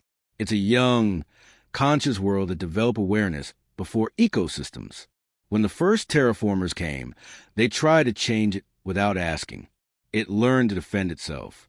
Over millions of years, that defense became absolute. It's been alone for so long, it forgot how not to. So began the final, most delicate terraforming operation. There were no bombs, no bacterial barges. There was only conversation. They asked the planet for permission for every step, explained the purpose of every organism, treated it not as a project, but as a partner. It was slow. It was patient. It was the exact opposite of everything they had done before. And it worked. For 3 months, they worked with a conscious planet, introducing life gently, respectfully. And XX-001, lonely and curious, allowed it. It transformed from a silent, empty world into the most vibrant, aware garden in the galaxy, its consciousness now intertwined with a thriving biosphere. On the final day, as the last readings confirmed a stable, self-sustaining world, a seismic message vibrated through their ship, a thought sent directly from the planet below. Asterisk, you are the first to ask instead of demand. Thank you for that. Asterisk. The silence on the bridge was absolute. They had done it. All 165. The impossible was finished. Their return to Station Concordia was a coronation. The entire council was assembled. A vast sea of alien faces representing thousands of species, all there to witness the end of an era and the beginning of another. Zafranto stood before them, his crystalline form blazing with reflected light. For 10,000 years, his voice chimed the great chamber. The Registry of Cosmically hostile worlds represented our failures, our limitations, the borders of what was possible. He paused, the silence profound. Humanity erased those borders in 3 years. They transformed 165 impossible worlds into thriving gardens. They didn't do it carefully. They didn't do it elegantly. They did it through determination, creativity, and what I can only describe as aggressively applied optimism. He looked directly at the 4 humans. The galaxy has gained 165 habitable worlds. Millions will find homes on planets that were once monuments to extinction. And it happened because 4 humans ate the instruction manual and didn't know they were supposed to fail. The chamber erupted. A cacophony of applause, clicks, harmonic resonance, and color displays. A galaxy's worth of approval. Henrik stepped forward. The silence returned, eager and deep. "We're just gardeners," he said, his simple words cutting through the grandeur. Very stubborn gardeners who didn't know when to quit. Earth taught us that impossible is just another word for not yet. When we saw the prohibited list, we didn't see failure. We saw unfinished work. He looked out at the sea of alien faces. The gardens are yours now. Build on them. Thrive on them. Make them home. Just remember, they're not gardens because they were easy. They're gardens because someone decided impossible wasn't good enough. Later, on the quiet observation deck of their ship, they looked out at the stars. The work was done. The epic was complete. What now? Yuki asked, the question hanging in the air. Vera pulled up a new holographic display. It wasn't planets. It was moons. Over 200 of them, all deemed unsuitable for colonization for a host of terrifying, impossible reasons. "No," Yuki said immediately. "Look at this one," Vera said, her grin returning in full force. "It has methane geysers that shoot 500 kilometers high. And this one rotates so fast the surface is technically in orbit. Vera, we just finished." "Someone has to," Vera protested, her eyes shining with the old, familiar fire. "There's a whole galaxy full of impossible things that need to become possible." Dmitri was already running calculations. "I'd need to requisition more explosives. A lot more. You always need more explosives. It's my brand." Trilix, who had decided to stay with them for whatever came next, flickered with amused colors. "Asterisk, you are really going to do this? Terraform more impossible worlds? Asterisk. Why not?" Vera asked. "We're good at it." Asterisk, you are insane at it. There is a difference. Asterisk. Same result, though. Henrik looked at his crew, his beautiful, ridiculous, impossible crew who had reshaped the galaxy. He saw the eager light in Vera's eyes, the calculating focus in Dimitri's, the weary but willing spark in Yuki's. He saw the new members, Krevik and Shiel and Krill, already part of the family. "If we do this," he said, a slow smile spreading across his face, "we do it right. Proper planning. Safety protocols. But what if we accidentally start a moon revolution?" Dimitri asked hopefully. Then Henrik said, pulling up the moon registry, "We deal with that when it happens." The optimistic certainty turned, its nose pointing toward the next impossible destination. Behind them, 165 gardens flourished, proof that the galaxy's limits were merely suggestions. And ahead, somewhere on a prohibited moon with lethal geysers and impossible gravity, the next impossible garden was waiting to be born. The silence on the observation deck was a living thing, thick with the weight of completed epic and the terrifying whisper of a new one waiting to be written. Below them, the impossible gardens of KX-447 sprawled across the viewport, a vibrant testament to what they had achieved. But Vera's new holographic display, a list of 217 prohibited moons, hung in the air between them, a gauntlet thrown down at the feet of the universe. "No," Yuki said, the word a flat, final stone dropped into the quiet. "Absolutely not. We just finished. We have done enough." "Look at this one," Vera said, her voice trembling with barely contained excitement as she zoomed in on a jagged gray sphere. Titan class, with methane geysers that shoot 500 kilometers high. The pressure is ludicrous. And this one, She flicked to a rapidly spinning blob of rock. It rotates so fast the surface is technically in a perpetual state of orbital decay. The centrifugal force should have torn it apart eons ago. We just terraformed 165 worlds that actively hated life, Yuki countered, her voice rising. We sang to a planet, negotiated with a planetary consciousness, and put out a world that was on fire. We are done. We have earned a rest. We have earned a beach. Someone has to, Vera protested, her eyes blazing with that old, dangerous light Henrik knew so well. There's a whole galaxy full of impossible things that need to become possible. The work isn't finished. It's just changed scale. Dmitri was already hunched over his datapad, his fingers flying. The geyser moon, the energy potential is staggering. If I could harness those plumes, use them to drive atmospheric processors, I'd need to requisition more explosives. A lot more. Different kinds. Shaped charges.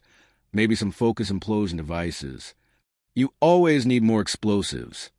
Yuki sighed, the fight draining out of her, replaced by a profound, familiar exhaustion. It's my brand, he said without looking up. Trilix, a shimmering pillar of sentient light beside them, flickered through a complex series of colors. Amusement, despair, and a strange, newfound resignation. You are really going to do this? He transmitted, the concept tinged with awe. Asterisk terraform more impossible worlds? After everything? Asterisk. Why not? Vera asked, as if it were the most logical question in the universe. We're good at it. You are insane at it, Trilix corrected, his light pulsing. There is a difference. Same result, though, Dmitri muttered, still engrossed in his calculations. Henrik watched them.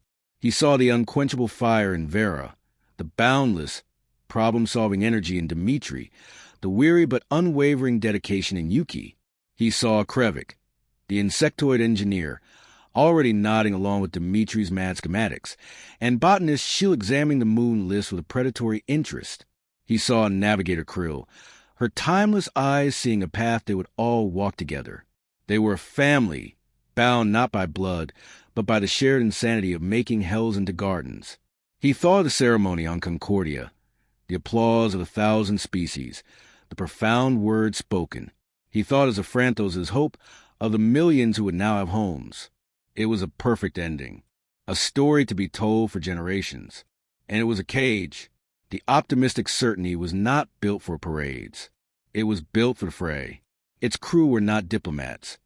They were pioneers, warriors in a quiet war against the impossible. To stop now would be a kind of death. If we do this, Henrik said, his voice cutting through the debate. They all turned to look at him. If we do this, he repeated, his gaze sweeping over each of them. We do it right. Proper planning. Safety protocols. No more accidentally starting galactic revolutions. He paused, letting the moment hang. But what if we accidentally start a moon revolution? Dmitri asked, his face a mask of hopeful innocence. Then, Henrik said, a slow, real smile finally breaking through his captain's reserve. We deal with that when it happens. The decision was made, not with a vote, but with a shared, unspoken understanding. The mantle they had just laid down was picked up again, felt lighter now, more familiar. Vera's grin was a triumphant, brilliant thing. She immediately began cross-referencing the moon list with their resource manifests. Dmitri was already on the comm, barking orders to the logistics department for his new, experimental planetary adjustment packages. Yuki simply shook her head, a small, resigned smile touching her lips as she pulled up the file on extremophile lichens that could survive in liquid methane. Trilix watched the flurry of activity, his colors settling into a warm, steady gold. The shade of acceptance, of witnessing a force of nature and deciding to simply appreciate its path. I will need to update my documentation. He transmitted a thread of wry humor in the thought. Asterisk Chapter 1. The Gardens. Chapter 2. The Moons. Asterisk. The optimistic certainty hummed around them. Its systems coming fully online. No longer a ship of repose, but a weapon once more aimed at the heart of impossibility. The course was plotted, fed into the NAV computer by Krill, who simply nodded and said, "The first one is waiting. It will be loud, Henrik took his seat in the command chair. It felt like coming home. He looked at the star chart, at the single blinking marker that represented their next target, a small, insignificant moon designated XG7, a place of howling winds and crushing pressure that had been declared right off by every sane species in the galaxy. So, he said, his voice firm and clear, moons. Moons, Dmitri confirmed, his hands resting on the console that controlled his beautiful, terrible arsenal. Moons, Yuki sighed.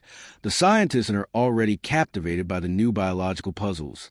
Moons, Vera exclaimed, her voice ringing with the joy of a new beginning. The optimistic certainty turned, its engines flaring to life, a spear of light pulling away from the world they had saved, pointing toward the darkness. Behind them, the galaxy watched, its map forever altered, its definition of possibilities stretched to the breaking point by 4 humans and their crew who had never learned that the word impossible was supposed to be a stop sign and not a starting line. Ahead, somewhere in the deep black, a lonely moon with impossible geysers waited. It did not know that it was a problem. It did not know that the gardeners were coming. And it had no idea that it was about to become the first verse in a whole new song. The hum of the optimistic certainty's engines was a familiar song, a bass note of purpose that vibrated through the deck plates and into their bones.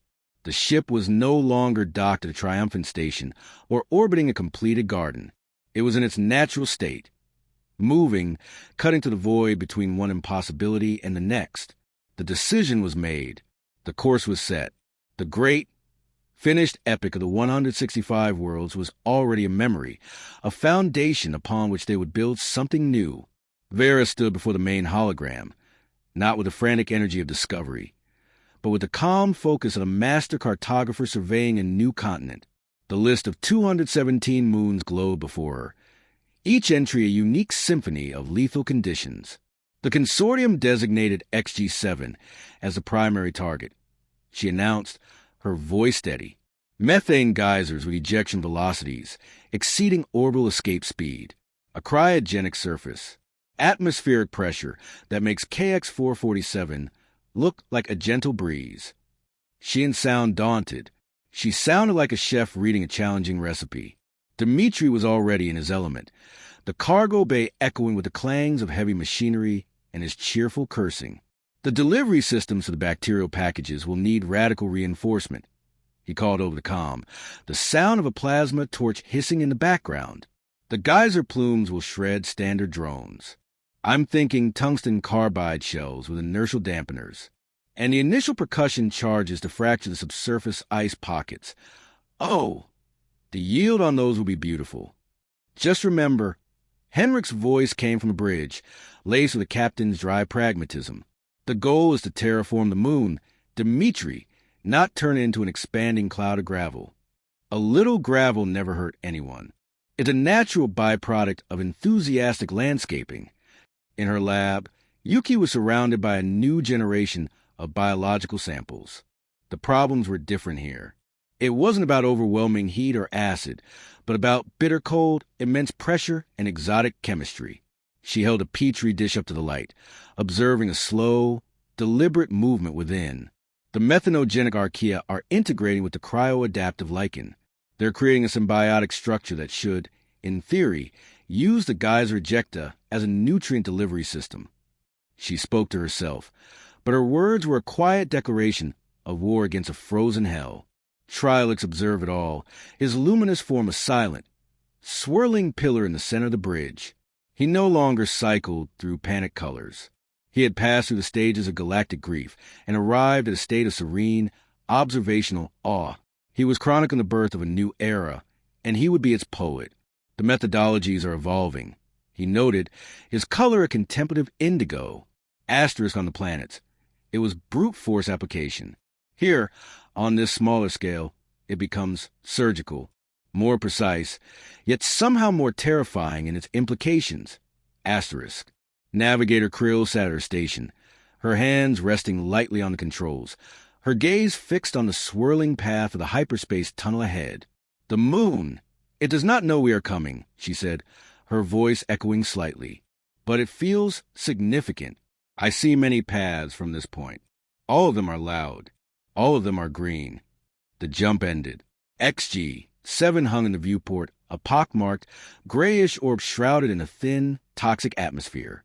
It looked inert, dead. Then, as they watched, a colossal geyser of liquid methane erupted from its surface, a silent, white spear that shot hundreds of kilometers into the blackness before slowly collapsing back under the moon's weak gravity. It was a breathtaking, violent display of nature's indifference. "Readings are as advertised," Yuki reported, her eyes glued to her sensors. "Maybe worse. The cryogenic temperatures are already testing our probe's limits." "Perfect," Vera whispered, a hunter's smile on her lips. The first phase began not with a bang, but with a whisper. Reinforced drone pods, shaped like massive, aerodynamic darts, shot toward the moon's surface. They didn't bomb it. They pierced it, burying themselves deep in the frozen crust near the geyser vents. These were Yuki's seed pods, carrying the vanguard of the new ecosystem. Then came Dimitri's part. A series of precisely timed, perfectly placed detonations flashed across the moon's surface. They were not meant to destroy, but to manipulate, to fracture ice, to create new channels, to tap into pressurized reservoirs of methane and other volatiles, to give the geysers new, more productive directions. It was geological engineering, on a scale that would have made the Galactic Council's collective skin crawl. Forced tectonic redirection, Dimitri announced proudly as the last charge detonated. Just a little nudge. The moon responded. New geysers erupted, their plumes thinner, more numerous, spreading the raw materials for life across a wider area.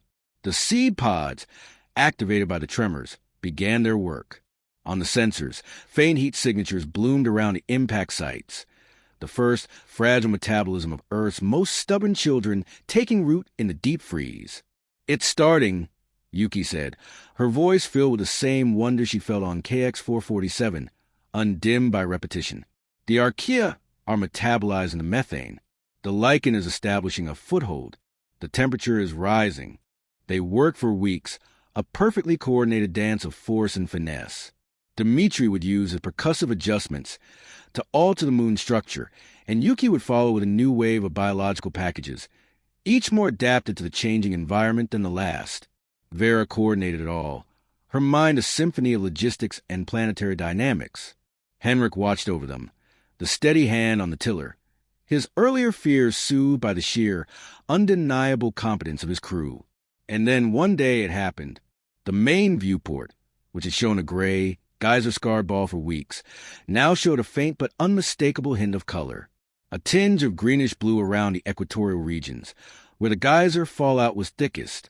"Photosynthesis," Yuki announced, her voice cracking with emotion. "The modified algae, it's working.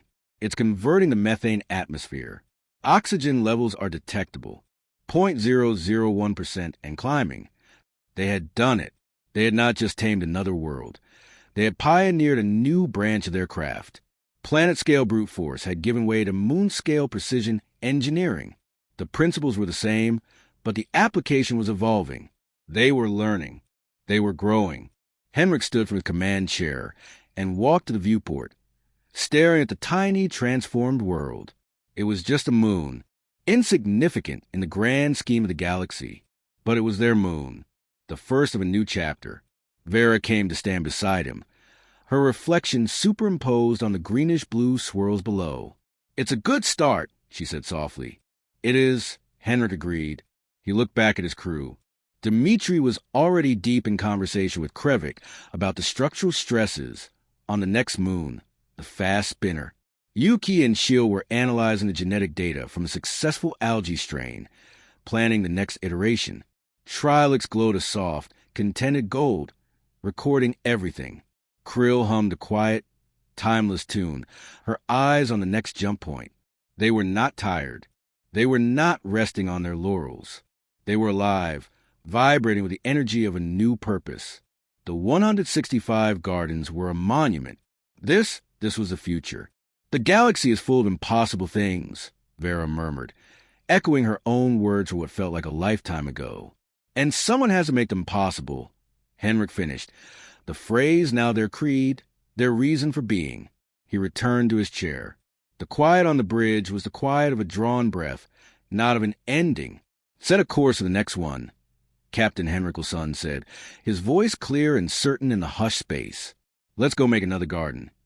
The optimistic certainty turned, its engines flaring once more, a tiny, defiant point of light, moving on to the next impossibility. Behind them, a small moon began to breathe, its story forever intertwined with the gardeners who refused to believe in a word, no. Ahead, the universe waited, vast and full of wonders, no longer seeing limits, but only invitations.